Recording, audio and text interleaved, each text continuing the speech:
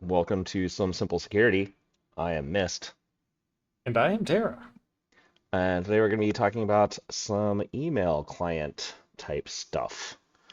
This is maybe going to be a two-parter. We're going to do something simple at first, and then maybe in the next episode we might be going into encrypted email, which may sound daunting, but has become much easier to do. First of all, Personally, it's my preference because there's so much more that you can do to optimize your workflow or how it looks.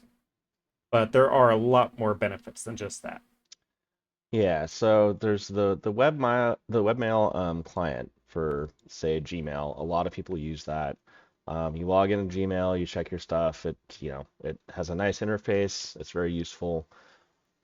What you may not want from this is the fact that when you're logged into your Gmail account and then go to other tabs, you know, Reddit or any other Facebook. Anything that uses Google Ads. Yeah, anything that uses Google Ads, which is most of the internet, all of those tabs are now going to be linked to your Gmail ID. And Google will be tracking that. Those sites will be tracking that by themselves as well. And they're going to be linking your information to what you're doing online. So they're just building more of a profile of what you're doing, what you're looking for, who you're talking to, what you're talking about. So it's more information that you're giving them that you don't necessarily have to. So what And that, we try to do is use a separate email client. just like how on your phones you probably have Gmail or Apple Mail pre-installed, that's the kind of third-party email client we're talking about. You don't have to go into the browser to do it, but you can still check your email. It's just for laptops and desktops. Indeed. So there's lots of different email clients, and some are better than others. We're suggesting Thunderbird from Mozilla right now, mainly because it's very cross-platform. What we're trying to suggest here with our video series are a lot of very simple things and a lot of cross-platform things that will um, operate pretty much independent of whatever platform you're on. So Thunderbird is a great one. It's by the Mozilla Foundation. They are a nonprofit.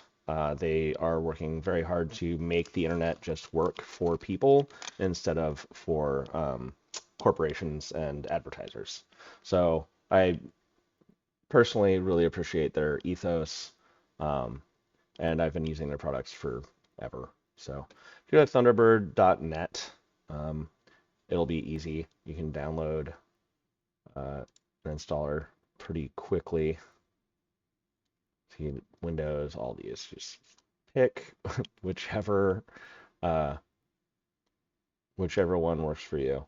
There's a lot of Chances installers. are, if you're on Windows and you're watching this right now, it's 64-bit, so don't worry about the other things. Just go for your operating system, 64-bit. Unless you're on Apple, then you have to know whether you're on a, what is it, the A10 chip or something. I don't even know. Isn't it ARM or something? I But don't they know. have but they have different chipsets, and Mm-hmm. you have to make sure that you download the right one. Mm-hmm. But yeah, it should probably auto detect your operating system and guide you towards the right place. But I already have it installed and I didn't want to uninstall it for this video. So once you do that, you're basically gonna get into Thunderbird here, and then what you want to do is make a new account. I believe it's And it was actually, I was just looking at the it. Email. settings There we go. here. Oh, So yeah, set up your existing email, and we can do approachable security. Well, that is the email, isn't yes. It's it? it's not some simple security because just it Yeah, didn't it was work. already taken, Yes, but it wasn't on YouTube. That's why we're some simple security. indeed. So what I do with these is I do let Thunderbird remember my password, but then I will set up a master password so that every time the program starts, I have to put in a large passphrase so that if someone, happens across my computer, they can't just open up my program and access all of my emails. You can put your password in individually each time you open things, but it can get a little cumbersome. Yeah, put in our password there. We're gonna hit, you want IMAP. You can do POP3, but IMAP is default. And then it's gonna Right. ask us if that's okay. So now Google is gonna be like, are you sure you want to let this other, This other program have access to all right? this stuff. Yeah, which that's awesome that they do that for us. Which pretty much any popular email service will have a window like this to make sure that this program is something that you're trying to do instead of some person off in, I don't know, Russia trying to get into your thing. Yeah. So this is getting set up. It's looking up calendars. We have address book. We're gonna finish that, and now we have, our approachable sec at Gmail right here. Um, we don't have to look at the inbox. Um, Yeah, we have some private communications that we keep on there, so they're yeah, not going to be able to see our mail. right. But we want to go to general settings and make sure that we kind of tighten up all of the default settings for Thunderbird overall, and then also the settings for the individual account as well. Oh yeah, yeah. So this is general.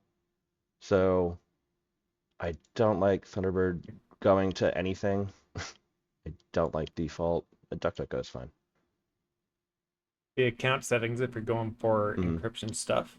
Well, not yet. We're gonna just do general settings. We can do encryption in a hot minute. Plain text messages. I don't care about emoticons. I prefer plain text messages. Yeah, most of these under general are going to be fine. I like to keep things updated, so I will always let it update itself. But privacy and security is going to be where we're going to have most of the things that we're concerned about. So mail content, allow remote content? Absolutely not. So remote content is a huge way for people to insert Trojan horses, scripts that could compromise your computer, compromise your email. Also, just tracking devices. If they show you an image, what your client is doing is requesting that image, and it's going to actually have an ID um, It'll actually to visit the website and right, it'll show all your computer's information. right. It is a huge data leak, and a lot of marketers and or nefarious actors will use server like that, and it'll seem like just an image, just a banal thing, but they're actually exfiltrating a lot of data if you allow them to show images in your email. Web content, I don't accept cookies. I don't do any of that. I do send websites that do not track. This is arguable. I think it's good practice to say, hey, I don't want to be tracked, and then the good actors will not track you. Um, eh, If they want to follow that, then they will honor the do not track signal, but if they don't, then they won't yeah. honor If it. if Either they're way, it's just better to keep the honest ones honest. yeah, if they're jerks, they're gonna be jerks. Yes. You're not gonna stop that. So I do prefer Thunderbird to save my passwords, and I use a primary password. So it'll ask you for your main account. First try. And then you can set a primary password for Thunderbird. That I probably have edited out the 6 or 7 times that Mist has tried to enter his password before. All right. For any of you that can actually use audio, to figure out what I just typed. It just said this is not a password. I will be changing this after the video. I'll be editing out the sound as best I can. No Maybe even worries. just putting static over it. hmm So I generally don't allow any collection of data. It can be useful for the coders, but that's not my job.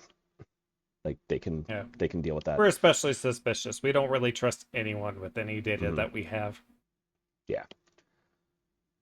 And then down here we see there's email end-to-end encryption, and we will be going through this and showing you how to do end-to-end encryption, which is one of the reasons I really love Thunderbird is because they actually made it very, very easy.